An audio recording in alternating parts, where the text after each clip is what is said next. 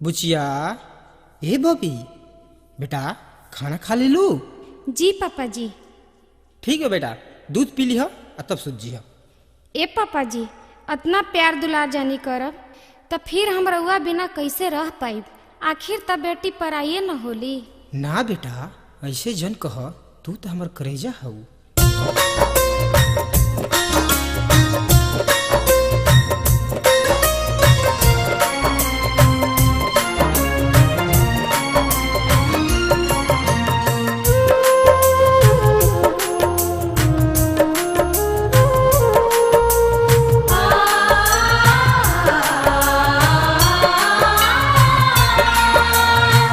अतना दुलार जनी कोरोई पापा, बेटी न हुई है तो हार हो। सबके भूला के पुरजा कुहका के चल जाई है सबके रोवाई हो। अतना दुलार जनी कोरोई पापा, बेटी न हुई है तो हार हो। सबके भूला के कोरी जा कुहका के चल जाई है सबके रोवाई हो।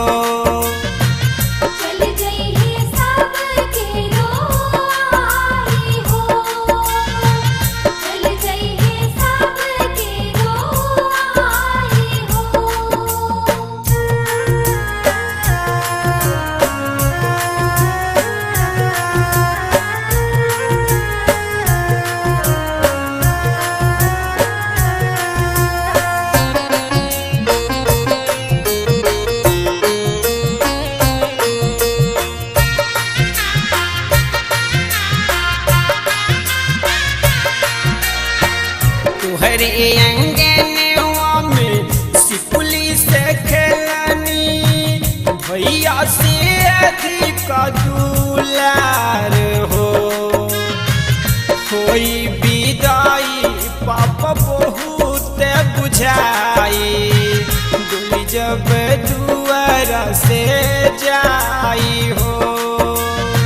सबके भूला के पूरी जा कुहका के चली जाई है सबके रोवाई हो।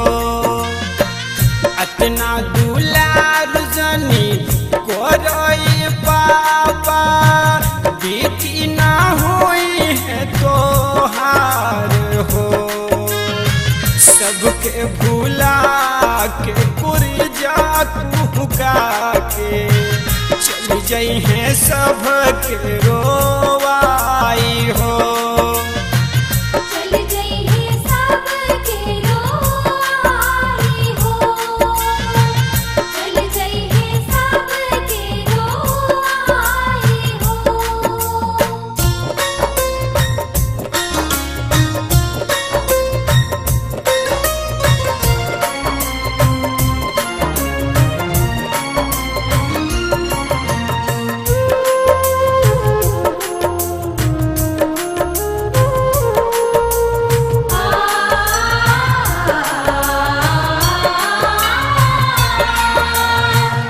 सिपाली की बेटी एक दिन तेज के पारी, यह हटे दुनिया के रिवाज हो।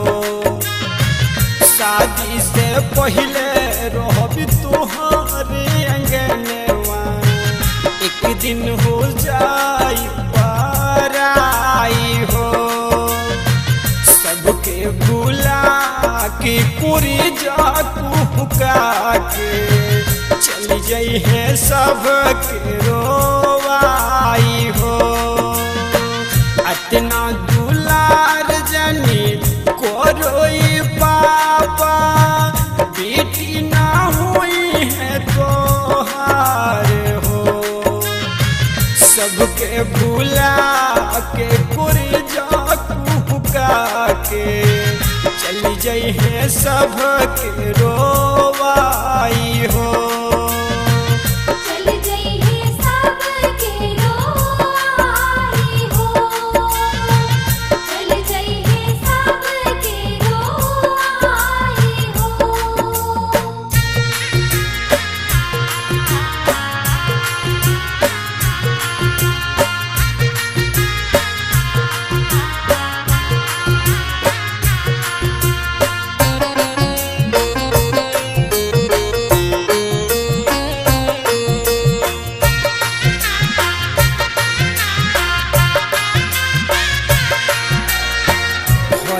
गय बास पापा मड़वा छवाई जुटी है सजन सब लोग हो। एह गैया के पापा जोना खूट बनब उहे हमर दुनिया बासाई हो।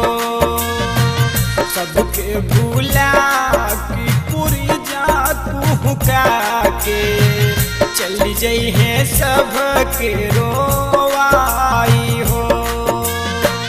अतना दुलार जनी को रोई पापा बेटी ना होई है तोहार हो। सबके भूला के पूरी जा कुहका के चल जई है सबके रोवाई हो।